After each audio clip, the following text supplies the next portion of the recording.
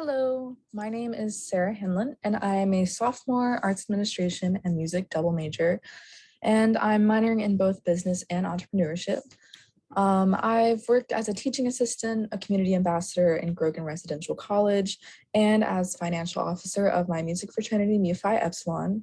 And after graduating, I plan on furthering my education by getting an MBA and hopefully working at a nonprofit arts organization.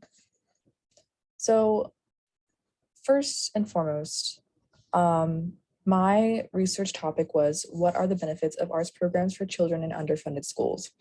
So why focus on arts programs and their impacts, specifically on these students who are considered at risk? Art programs and classes have always struggled to find a place in education systems around the world. For years, arts education has been viewed as unnecessary, unimportant, and less valuable than math and science courses. Core subjects, which can include English, math, and science, are held in higher regard than music and art courses because they're deemed to have greater currency in today's competitive global economy.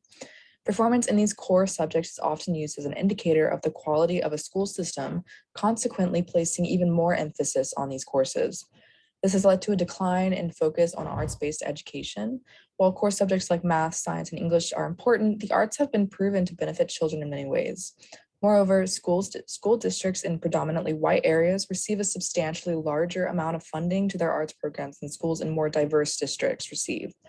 This causes the schools with a more diverse population to have to choose between what they use that funding for and what they cut, which is usually the arts. This decreases the probability of student success in academics, future work, and life. For my research, I had to narrow down my audience and determine what qualified certain students to be considered at risk and what schools were considered underfunded. So to do this, I looked at the average funding that schools received across the US and then looked specifically at different school districts, some school districts that were predominantly white and some school districts that were more diverse.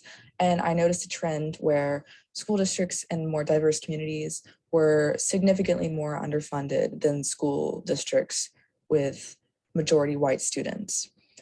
I also defined what was considered to be art in educational settings, what lessons were taught in art classes, how they were useful, how they applied to other life situations.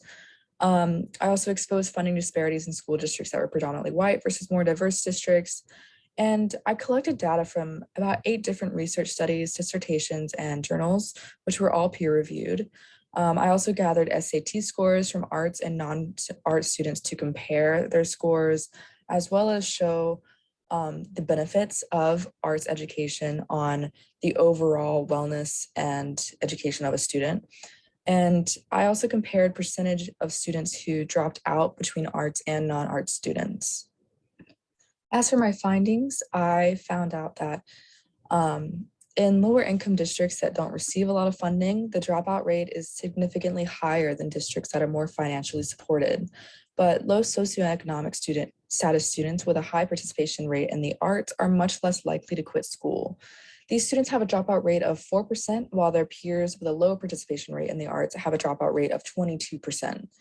In the late 1990s, James Catterall analyzed data from the National Educational Longitudinal Survey, a study of about 25,000 secondary students over 4 years. He discovered significant connections between high involvement in arts education and general academic success, including lower dropout rates. Another one of Catterall's studies that was included in publication of 7 other research projects, Champions of Change, there are many other benefits of arts education that explain the lower dropout rate. Some of these include the fact that the arts reach students who might otherwise slip through the cracks. The arts reach students with different learning styles. They create a feeling of connection and cooperation between students, and they create schools that are exciting places for learning and discovery. These positive effects of arts education help students stay excited about school and engaged in their classes, keeping them hooked until graduation. Because of arts education, low socioeconomic status students that are involved in the arts have a dropout rate 5 times lower than their peers. Also, students with an education filled with the arts have historically earned higher grade point averages and scored higher on the SAT than students who were not involved in any art classes.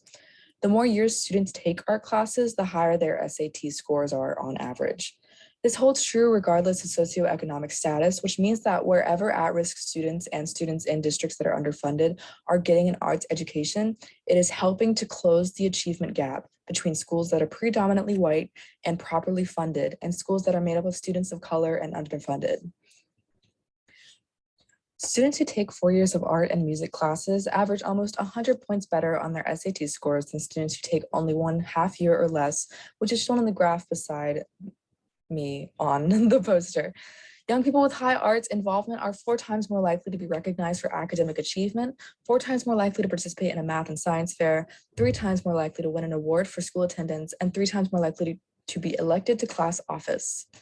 Low-income students who are highly engaged in the arts also are more likely to obtain gainful employment, complete college, and volunteer in their communities. Arts education has also been proven to encourage the development of certain skills such as critical thinking, motivation, and self-confidence. For this group of students, gainful employment included better jobs with higher pay, more responsibility, more promotion opportunity, and more employee satisfaction. Low-income students who are highly engaged in the arts are also twice as likely to graduate college as their peers with no arts education. The arts are a vital part of students' education, especially those who are at risk or lower income.